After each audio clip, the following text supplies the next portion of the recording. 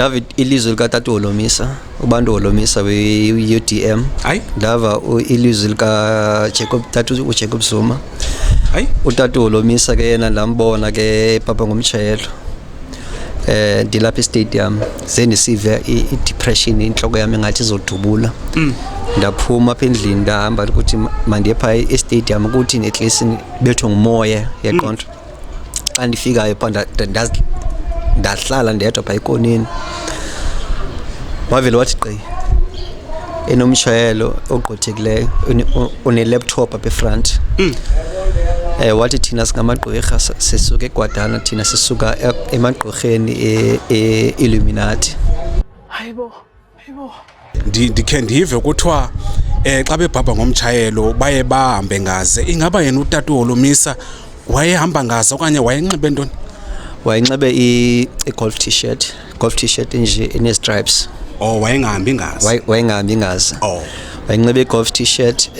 edanyadanyaza ubonela khona i-laminating colors belibuso bakhe phinda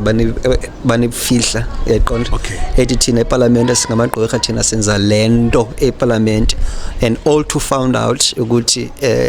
dayidibanisa nami ukuthi hayibo ilento kukho iSatanism Church kukho so that means ukuthi lo muntu lona uthwele ngesizwe ngamagqwirha njalo yaqonda into enjalo. Uthi wabona noTatu Jacob Zuma the former president upresident we-MK yabona ke yena kwavela ivoice yakhe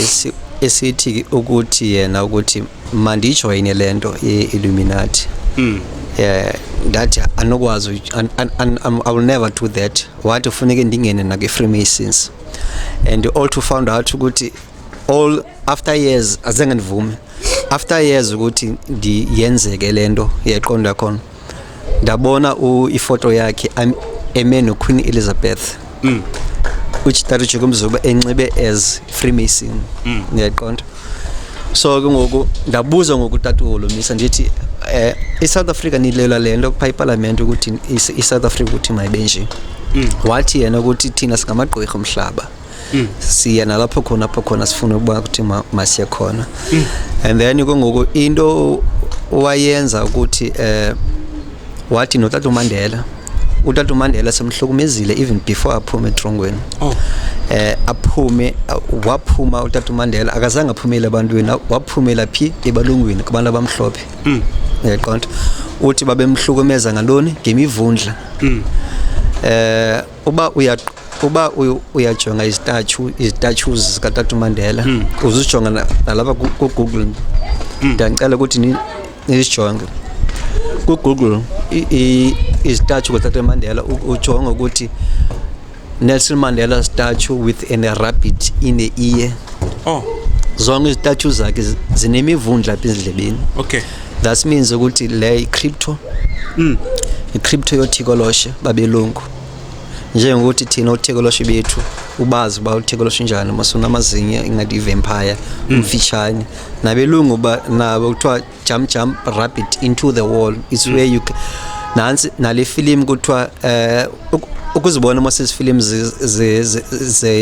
zase Hollywood kuthiwa we are looking for the rabbit's ear a rabbit's foot a rabbit's o matrix o zonke kuthiwa ibomb nuclear ye rabbit ndondoni so ngoku into enjalo nguthikoloshe lo